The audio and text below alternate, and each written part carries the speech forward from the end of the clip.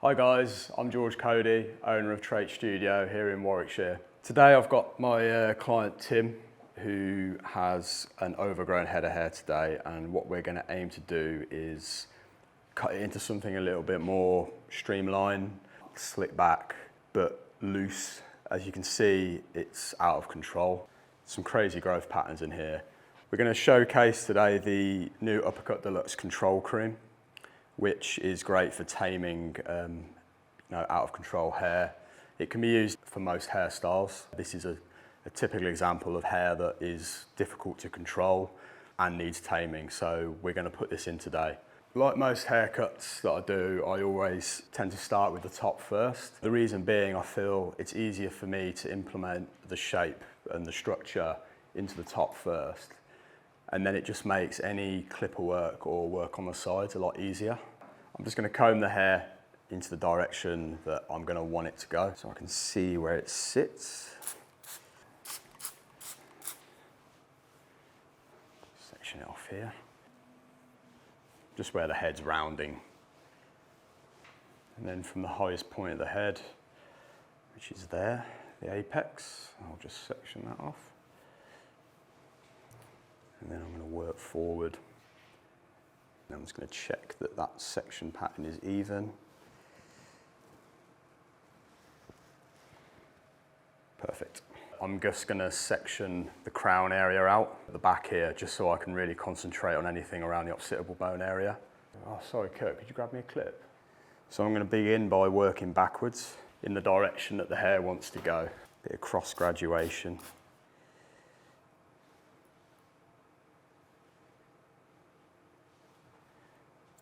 So we're just trying to build up a little bit of weight here, following the shape, and it will dip slightly here.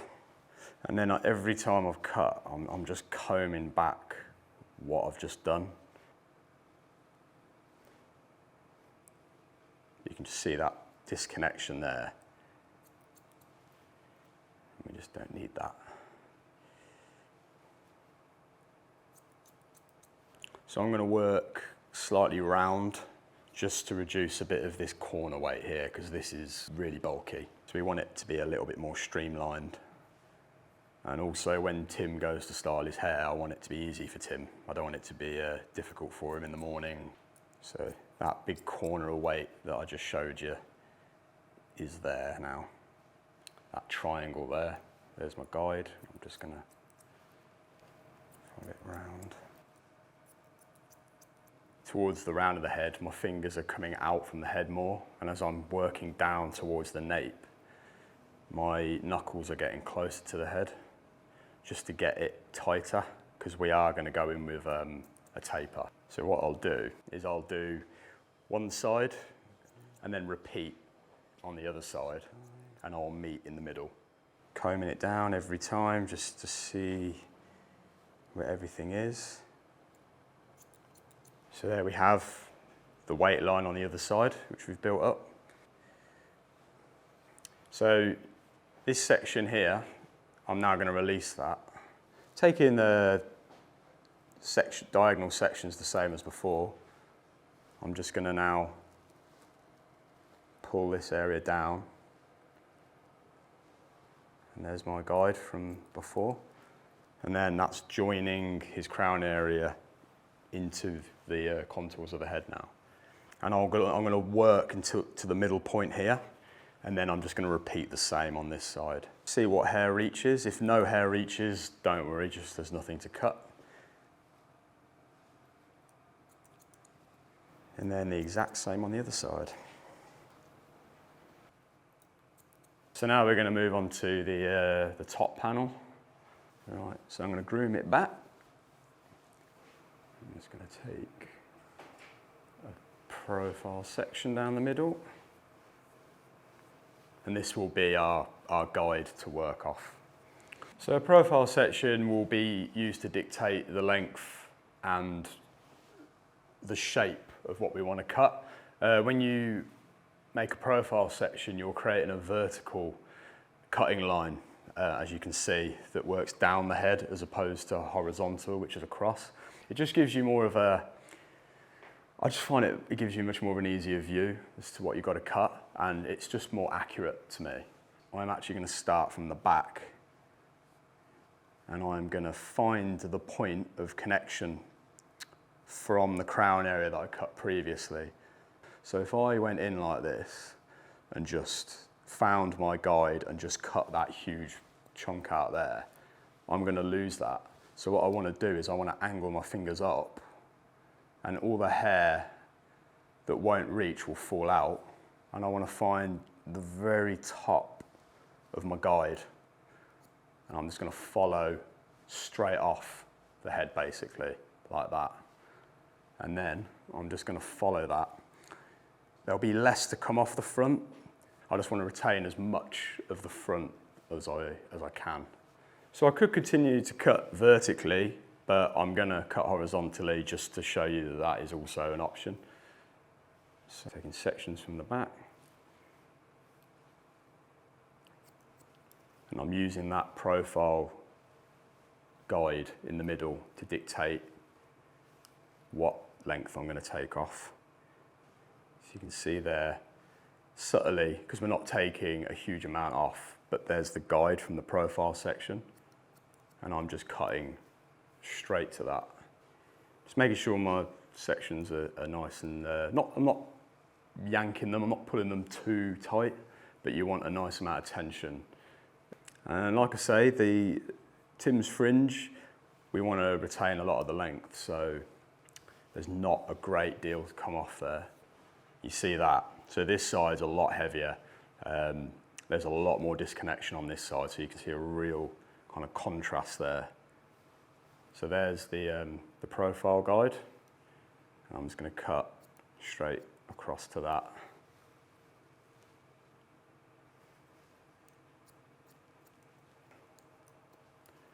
There we go. I can see some disconnection here. I'm going to connect that. So I'm going to completely section Tim's fringe out the way. I don't want to be cutting Tim's fringe that we've worked so hard to retain the length on. So where the recession point is here, where the corner of his head is, I'm going to section straight over the head. So you can see that cuts through the head. And you can see my guide from before here. And I'm just going to pull the hair, not too tense. I want this to be quite soft, hence why I'm also point cutting it. But that now connects completely. Again, I'm just going to take whatever disconnection shows itself. I'm going to use the guide from before, and I'm just going to point cut so it's a bit softer.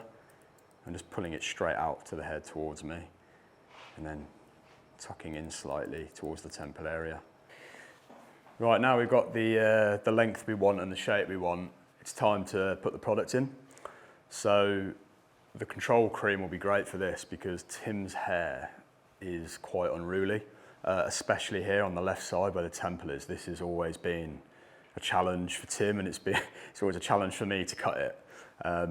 So what I'm going to do to add a bit of extra control is I'm going to put a couple of pumps of cream in to the hair while it's damp, and then I'm going to blow dry it in just to set the shape a little bit easier. So once the control cream's in, it will give it a bit of moisture, a bit more control, and a slight hold. Not too much at this stage because I won't put too much in, but it will just set the hair and put it into the right shape that I need it to be. So I'm just going to put a couple of pumps in. That'll do. And I'm just going to rub this into my hands. And then I'm just going to rake this through the hair into the roots. Just make sure that it's in there evenly. And if you need to add more, if you've got thick hair or dry hair, there's no real hard or fast rule on how much you use. This is a very versatile product, but for now I'm just going to start with 2 pumps. And I'm just going to blow dry the product in.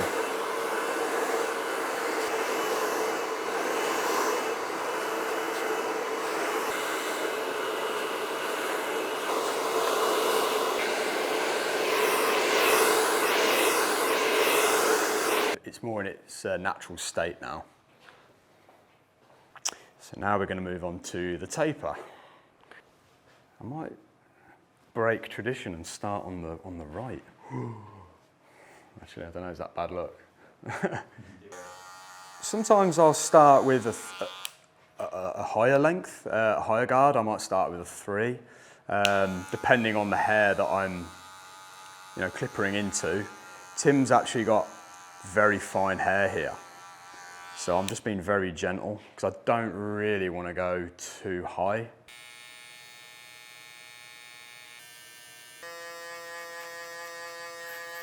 And then I'm just going to work down slightly, just small flicks. This is a very small area to work in.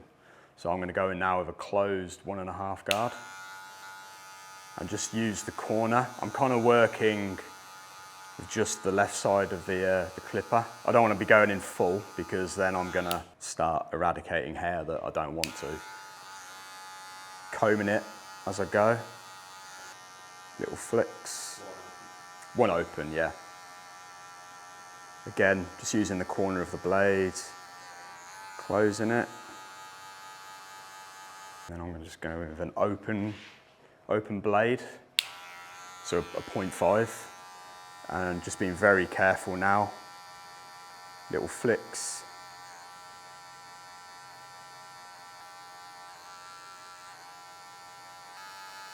Closing the clipper now, and I'm just tapping that last little line out there. I feel like I need to just go in with the 0.5 guard now and just open it to begin with.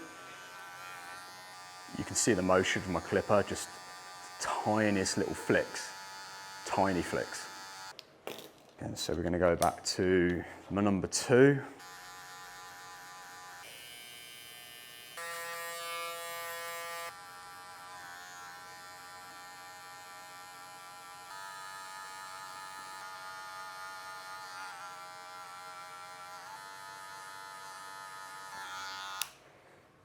Moving on to the back now, the nape. So this area here, even though we did remove the majority of the weight at the back here, I want to make sure that I'm not gonna create anything too harsh when I'm clearing this out. So I've actually put a 3 on for this. And I'm gonna work to just below the occipital bone.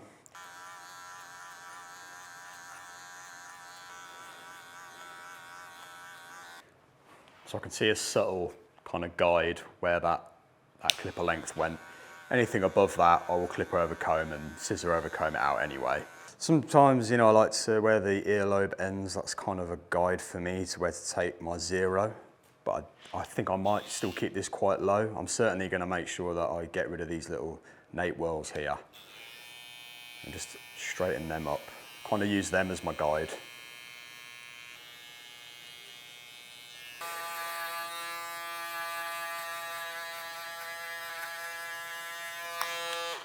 When I've got more room to fade, I do like to work a little bit more with guidelines. When I've got a really small space to work in, that tends to be when I use like more of a fading down, kind of descending method. An open 0.5.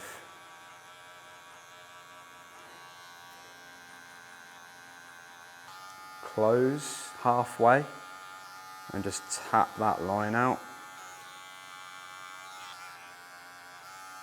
1.5.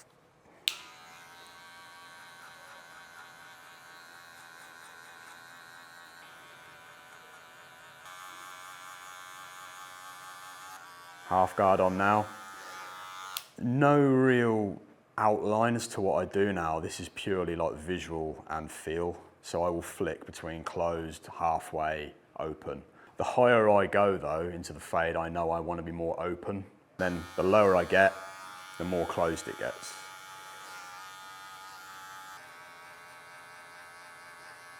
.5 guard open. I'm just working my way up into that 3 now. And I'm just being very conscious on how high I'm going here, which is why that clipper guard at the start was important, because it kind of gives me a bit of a boundary. Come back underneath with the 1.5 just to take out any shadow areas. Fine tune. I'm just going to finish off with the 2.5 just to brush underneath it slightly. So now I'm just going to outline, create a bit of strength. Again, just try and keep it as natural as I can.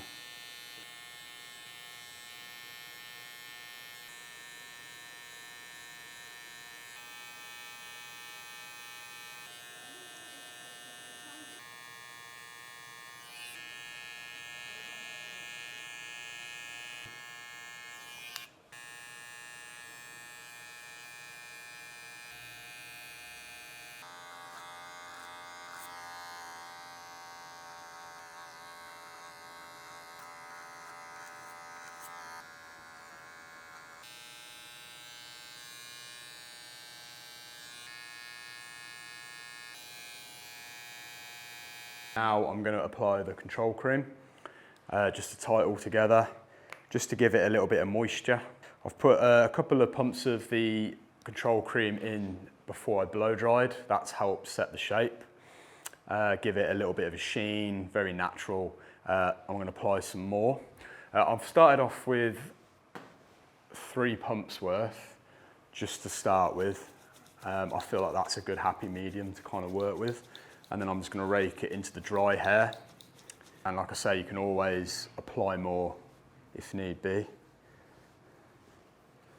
because we want this to look a bit more natural.